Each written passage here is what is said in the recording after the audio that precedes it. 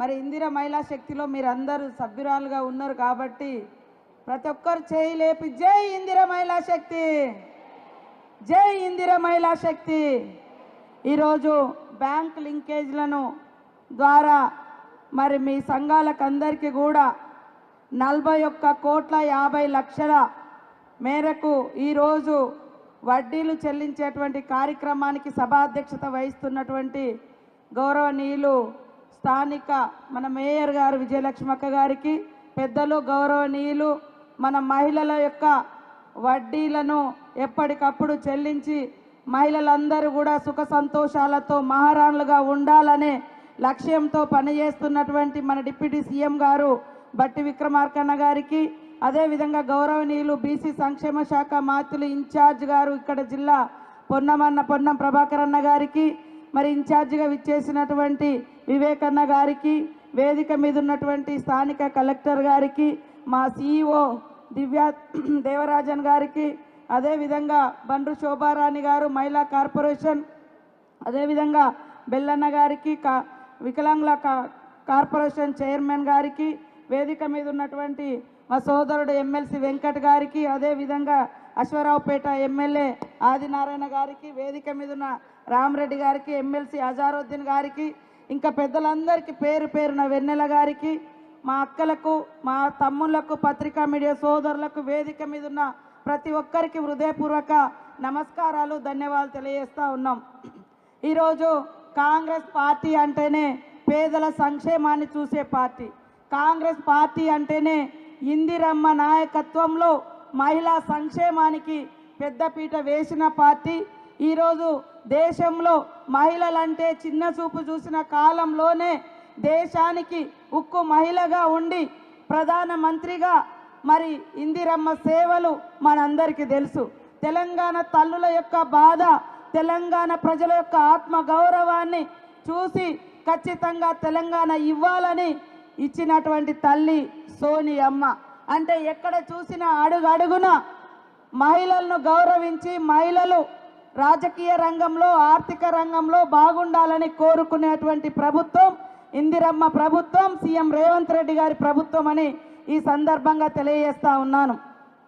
గతంలో కూడా కాంగ్రెస్ ప్రభుత్వ ఆధ్వర్యంలోనే పొదుపు సంఘాలు ఏర్పడి మహిళలను మరి 10 రూపాయలు జమ చేసుకుంటే మ్యాచింగ్ గ్రాంట్లు ఇచ్చి ఈరోజు ఒక్క సంవత్సరంలోనే దాదాపుగా 27,000 కోట్ల వరకు బ్యాంకు లింకేజ్ ఇచ్చి వడ్డీ లేని రుణాలు ఇచ్చినటువంటి ఘనత ఈ ఇందిరమ్మ ప్రభుత్వం దాన్ని మీకు అందరికీ తెలియజేస్తా ఉన్నాను. ఈరోజు లక్షల మంది మహిళలు బ్యాంకు లింకేజ్ తీసుకొని పెట్రోల్ బంకులు పెట్టుకుంటున్నారు, పాల కేంద్రాలు పెట్టుకుంటున్నారు, మరి ఇందిర మహిళా శక్తి క్యాంటీన్లు నడుపుతున్నారు. ఇప్పుడు మా బట్టి విక్రమార్కన్న గారి ఆధ్వర్యంలో సోలార్ పవర్ ప్లాంట్ కూడా పెట్టుకోవడం జరుగుతుంది.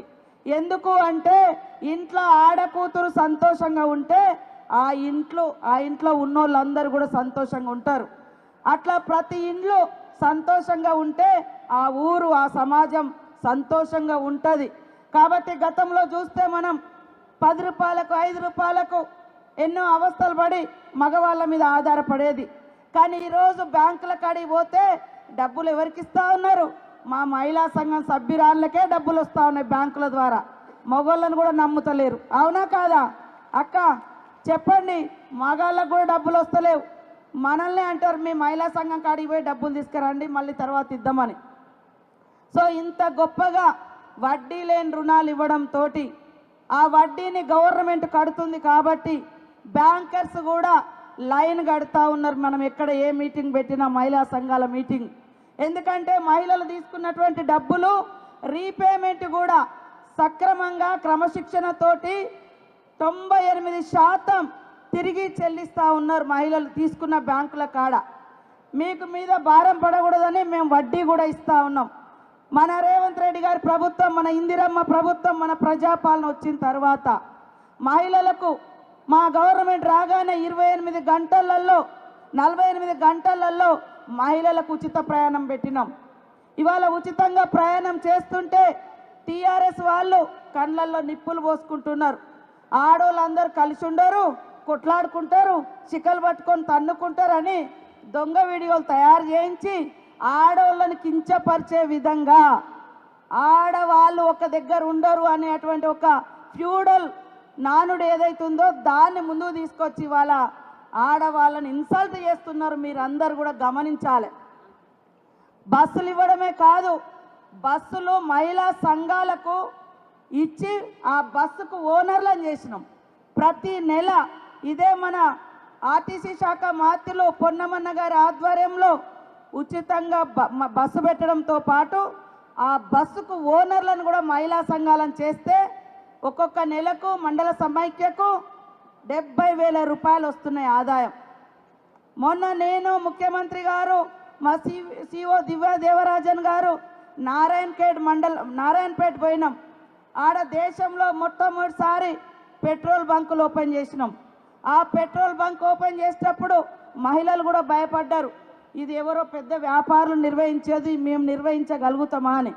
కానీ నిర్వహించి 6 నెలల్లో అన్ని ఖర్చులు పోను మరి 13,80,000 రూపాయలు వాళ్ళు ఆదాయం సమకూర్చుకొని